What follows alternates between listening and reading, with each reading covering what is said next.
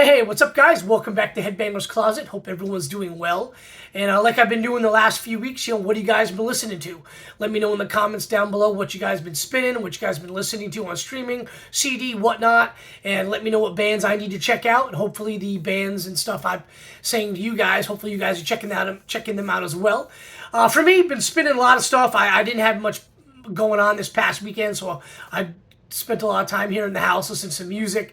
But some newer bands I think everyone should be checking out. Really cool band called Executionist.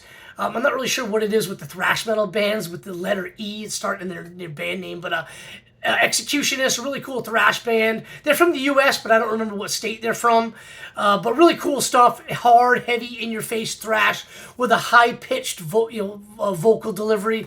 Think, tectonic thrash is like the term that's being used right now. But think that European style of thrash metal, bands in the vein of Creator and Sodom. If you dig the newer bands, Warfield or Traitor, you'll probably like these guys. Just really good in-your-face, fast thrash metal, again, with that high-pitched vocal delivery. Executionist, their album is called Sacrament of the Sick. It's been out for a while. Next band, a band been talking about on this channel for a couple of weeks now, over a month definitely. Electrocutioner, their album is called Headbangers, New York City thrash metal at its finest. The band is amazing, the album is amazing, it's a 10 out of 10. Again, that album is called Headbangers, band's called Electrocutioner. Definitely check them out. I've been talking about them for a while now. I think it's the best thrash album of the year. So definitely give them a listen. They had a show this weekend in Brooklyn, and I think they played with Gamicide. Gamicide's on their like an anniversary tour. They came to Atlanta a few weeks ago, and I missed them. But like I said, I didn't have much plans this weekend, so I did a lot of listening to albums, stuff that just came out, and just albums that I picked from the collection that I really like. So first one is going to be Megadeth's 40th anniversary of Killing Is My Business. Business is Good. This is just the reissue, not the one Megadeth put out on their website. I don't remember if that thing came with any extras, but this one's on. It's called Opaque Silver. So it's a pretty cool looking album here. It's on the green Century Records Combat label, but pretty cool. I was honestly, I don't remember what they put out. It was the gold edition that they put out on their website, and it was sold out before I got a chance to get it, so I missed out on it, but I was able to get this one. I don't know what else came with it, but I kind of thought, I don't know about you guys, I kind of thought 40th anniversary of the album should maybe be a little bit more included. All you just get is the sleeve with one side's got Vic on it, the other side's got the lyrics. So, pretty cool addition to the collection. Nothing fancy, nothing special. It definitely was not expensive. But I just kind of thought 40th anniversary might be a little more offered than just a standard album. But that's just my opinion. I'm often wrong. Next album is a video I will be doing a video on. Next album is an album I will be doing a video on in the not-too-distant future. It is Forbidden's Twisted into Form. I think this is another 10 out of 10 metal record. Forbidden's best album, in my opinion. For every one time I listen to anything else that they've done, I probably listen to this thing like 10 times. It's amazing. It's one of my all-time favorite albums. I feel this thing belongs in the discussion with albums like Rust in Peace, Ride the Lightning, Rain in Blood, the best thrash metal albums of all time. I think this thing belongs in that conversation for sure, and I'll be doing a video on this thing very soon, but it's amazing. This is a reissue I got here, but it's on the cool Camouflage Combat record label. So the next one we have is a band I've been listening to for a while. It's a new 2025 release, but it's a band called Frightful, and the album is called What Lies Ahead. I've been talking about these guys now for a while. Excellent Polish death metal. They did release a new compilation album this past Friday, and the description was Frightful Death Thrash. I don't really agree. I think it's more of death metal, but really, really cool stuff. The guitars, though, I get why some people kind of might think, say death thrash category of heavy metal, just because the guitar riffs are so good. The solos are great. And the guitar riffs are the kind of riffs that, like, you're humming them in your head after you finish listening to the record. But really, really good stuff. Frightful, What Lies Ahead. Definitely give these guys a listen. You will not be disappointed. It will be in probably, as it stands now, in late October of 2025. This will be in the top 2 to 3 of my favorite albums of 2025. Picked this thing up on kind of like blue smoky vinyl, which I think is really cool. It matches that blue on the album cover. So definitely give these guys a listen. Frightful, really, really good stuff. Without a doubt, my favorite death metal album of the year. And speaking of death metal, we've got another killer 2025 release. This is Silent Echoes from Gruesome. Really good stuff. I picked this up on the red version, red album. Really nice, bright red. There you go. Really, really cool stuff. Excellent record. Savage Land is still my favorite Gruesome album, but this thing is amazing. And I was kind of surprised how much I liked it. I wasn't really sure how much I was going to like this one when I first heard the single. But this thing's awesome. I love it. Give it a listen. And of course, came out last Friday, Testament's Parabellum. There were a couple. This is the Gatefold. Excellent stuff from Testament. Shadow People is my favorite tune on the record. And this, I don't know what the version of this one's called, but it looks pretty cool. I chose this one over the other one just because I thought it kind of matched the cover art a little bit better. But really cool, excellent album from Testament. I love it. Was spinning it pretty much all weekend long. Think it's just another example of what makes Testament so great, just putting out consistently good thrash metal. And then we've got the latest from Celestial Wizard. Album's called Renegade. These guys are a heavy metal band from Denver, Colorado. A little bit of black metal, a little bit of death metal, power metal, thrash, traditional heavy metal, all rolled into one band. The lead vocalist just so good, so talented at just capturing all of those subgenres of heavy metal. The only ones that they don't have, thankfully, are, new metal and any of that screamo stuff. But really, really good stuff from Celestial Wizard called, it's not Renegade, it's called Regenesis, my bad.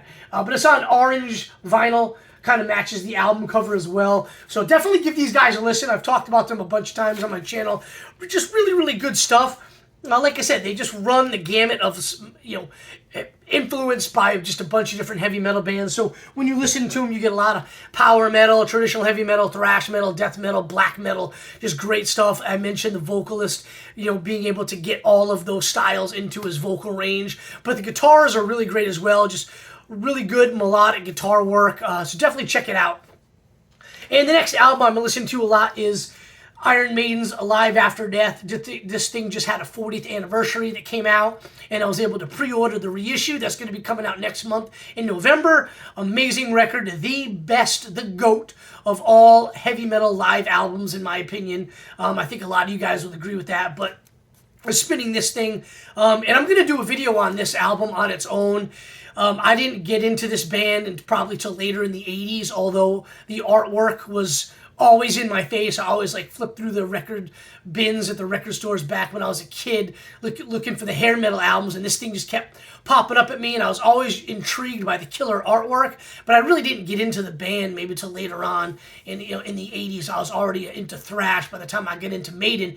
But when I kind of discovered this thing, I hate to use the word discovered, but when I really started listening to this particular album, it basically changed my listening habits. And I'll get into that when I do the video, but this album and then the VHS tape that went along with it, just so good. Like I said, best live heavy metal album of all time, in my opinion. And the video and then the album kind of went hand in hand. And I just, always listened and watched that thing, basically from when I kind of started, early 90s, all the way till now. So I'll kind of discuss more of what this thing meant to me when I do the video. So speaking of amazing live records, it kind of gets me to, 9 minutes in, the subject matter of today's video, and that is Metallica's Lollapalooza show from August 4th, 1996, at Irvine Meadows Auditorium, Amphitheater, whatever it is. Amphitheater, in Irvine, California. 96, Lollapalooza. Metallica's no stranger to putting out killer live stuff, from their early EPs, having some live tracks on there, to the, God, what's the name of that box set? The Good, the Bad, the Ugly, 6.5 year anniversary. You get a lot of live stuff in that as well. And then, of course, the 1993 release, November 93, the box set Live Shit Binge and Purge. This is my OG. It's a little bit beat up. This was a Christmas gift to me. Came out in November of 93. Christmas 93, I got this. Amazing, the Mexico City CDs, those 5 nights in Mexico City on 3 CDs, the VHS tape of the San Diego 92 on the Black Album tour, and then of course, right up there with, let me find the VHS tape, right up there with Iron Maiden's Live After Death is the Seattle 89. This is the VHS tape. I wore this thing out. It still plays strangely, but I wore that out, just played it over and over again. I've got it on CD, on bootleg multiple times, that same tour. A lot of them are the Seattle show as well. And then, of course, if you get the Injustice for All box set, you're going to get that Seattle 89 on vinyl. It's amazing. It is peak Metallica. Metallica at their best, in my opinion. That era, that album tour, so good. Just the drive, the passion, the fire, just everything that made Metallica great in the 80s is perfectly encapsulated into that show. And then, of course, you like I said, with the Justice for All box set, you get the vinyl, and then you can listen to it on streaming, and it just sounds as good as it does on the VHS tape. All of what makes Metallica great, that 80s thrash vibe, is all on there. And it kind of brings me to this album, Lollapalooza '96. I kind of feel that this is up there with it. The drive, the passion, the fire, the vibe, everything about that 89 show is in this as well. Yeah, they sound different. The guitars are tuned down, obviously, almost 10 years later doing this after the success of the Black Album, where they just became like a household name. And then, of course, the success of that Black Album tour. But they're playing Lollapalooza, a festival that is not meant for Metallica. It is a alternative music festival. So obviously they had that passion, that desire. They wanted to win over the crowd. And when you listen to this, it is a 3 LP set. I'll get into it in a second. But when you listen to this album right here, and you can only listen to it on 2 ways, streaming, the Load remastered box set, all the stuff that comes in the box set is on the streaming services. So definitely give this a listen. But this particular album comes in the Load box set. There we go, 3 LP set with some pictures. I'll show you the back here in a second. But that, drive, the passion, the fire, the attitude of Metallica really comes across on this record as well. And I think they were trying to win over the fans that might not have wanted them there, might not have gone to that festival to see them, but maybe some other bands. Here's this is my OG. I'm going to cover up my address here. Actually, it doesn't matter. I don't live there anymore, and nobody in my family does, so who cares? But this is my OG Rolling Stone from that time when they, this came out, and they were like, "Oh, Metallica's on Lollapalooza," and I was like, "Really?" Like, I wasn't one of those people that got mad when the Black Album came out and it sounded a little different. It wasn't thrash. I wasn't mad that they cut their hair and they put out Load, which is, almost like an alternative metal album. To me, it wasn't, but people thought that, and everybody got mad. They threw their copies away, like, Metallica sellouts, Metallica's used to that, started with Fade to Black, with the ballad, people called them sellouts, and then obviously the Black Album, and then more with Load, when they cut their hair. I mean, kind of look at them. Yeah, I'll admit, Lars looks like an idiot, but James and Jason just look like regular dudes. Kirk, to me, though, just looks like he's like a horror movie producer. He's going to do some, like, Alfred Hitchcock type stuff, so, I don't really judge him on that, but Lars was really the only one I kind of judged for whatever reason. But I didn't have a problem with everything they were doing. I did kind of have a problem with them being on Lollapalooza. I hated alternative music. As a guy that grew up in the 80s, loving the 80s hair bands and 80s thrash, I kind of felt like when Nirvana came out, Pearl Jam, Smashing Pumpkins, Jane's Addiction, and all that stuff, it was like serious and it wasn't fun anymore, and I didn't like it. Some of the stuff, musically was good. Some of the riffs, I remember Pearl Jam's album 10. I liked some of the riffs, but I just wasn't into it. I never liked Nirvana. Still don't to this day. Can't stand them. Think they're massively overrated. Don't like Pearl Jam really. Don't like Smashing Pumpkins. Any of that stuff. any of the alternative stuff, any bands that would be on Lollapalooza, I didn't like. So when I heard they were going to be on this, I was like, really?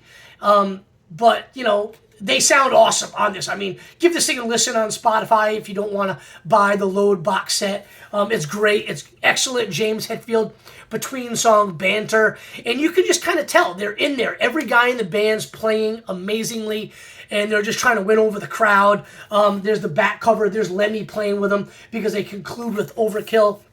So let's go through the track listing. It's your basic standard Load era tour set list. Back in those days, they really weren't changing around the set list very much. I saw them, I think, 18, 19 times on this tour between the fall of 96 and winter of 97. But the set list is So What, Creeping Death, Sabbath True, Ain't My Bitch, Whiplash, Fade to Black, King Nothing, One, Until It Sleeps, From the Bell Tolls, Wherever I May Roam, Nothing Else Matters, Enter Sandman. Then they got the Encore Jam, then Last Caress, Master of Puppets, and they conclude the show with Lemmy, Overkill. And then I think it was Until It Sleeps had the Overkill song on the second, the B-side for that single. And then, of course, they did the Motorhead Madness, Lemmy's 50th birthday, where they did all those Overkill songs, which you can hear on streaming or on the box set if you pick it up, which is really, really cool. I've had the bootlegs for quite some time. But just, you know, they do 3 songs from the new album, Load. They do Ain't My Bitch, they do King Nothing, and they do Until It Sleeps. Sounds good. But this thing's amazing. And like I said, you know, with the Black Album tour, they got massively successful. They became a household name. And then, of course, you know, with Load, I'm sure they heard the rumblings. I'm sure they knew that fans weren't super thrilled about the album. You know, and of course, you know, they were selling out all the arenas they played anyway. But I'm sure they had to have heard that some people weren't super stoked. But they come on this tour, and they're playing the shows on this traveling Lollapalooza. Back then, it was a traveling festival. And they just sounded amazing. I mean, to me, it's the 96 version of that Seattle 89 show. I don't really know if I'm articulating that well enough for you guys to understand what I mean, but just give it a listen. Listen to both of them. You'll kind of see what I mean. To me, it just sounded like they were trying to win over those fans that really didn't like them. Win over the fans that maybe thought they were sellouts and didn't play metal anymore after Load and the Black Album came out. But to me, this is just an amazing show. Absolutely love it. And side note, I mentioned how much I hate Lollapalooza. I went to the Lollapalooza now is just one show per year. It's in Chicago. I went a couple of years ago when Metallica headlined. I got to be in the Snake Pit and watch the show. Just amazing show. Had a great time. Was in the Snake Pit with 4 of my closest friends, and Metallica was awesome. But I still hate Lollapalooza. Like, every artist I had to watch was awful. Just absolutely awful. I'm on the rail. Before I went to the Snake Pit, I'm on the rail watching some artist. I don't know who it was. And a buddy of mine was on the rail, but a little bit farther away, and could see me and snapped a photo on his phone of me. And the look on my face was basically like, what the hell am I watching? Like, it was so bad. I might have to post that picture on my Instagram to show you guys what I mean. But it was terrible. I hated every artist that was on the bill except for Metallica. I only went for Metallica. We got there pretty early to try to get on the rail, so we had to sit through like an entire day of garbage. Now, I will say the artist Billy Strings, kind of like a country, maybe? I don't know. I might be wrong there, but he sounded like a country guy to me. He was really good. I enjoyed his set. Really talented guitar work. Not really my thing, but he was really good. And then Metallica came on, and they kicked ass. So it's kind of funny. I hate Lollapalooza, but I went. So anyway, Lollapalooza 96, August 4th, Irvine Meadows, Irvine, California. Give this thing a listen, and you'll kind of know what I mean with the just that in-your-face, we're going to play here, we're going to play as great as we can, as fast and hard as we can. That attitude, that 80s thrash metal attitude is still alive and well with Metallica 96 on Lollapalooza. So give it a listen. Let me know what you think about it in the comments below. Am I crazy to kind of like compare the two? Or do you guys kind of agree with me? Let me know in the comments below. Appreciate all you guys checking out my channel as always. It really means a lot to me. And I'll have another video for you guys very soon. Cheers, everybody. Enjoy your week.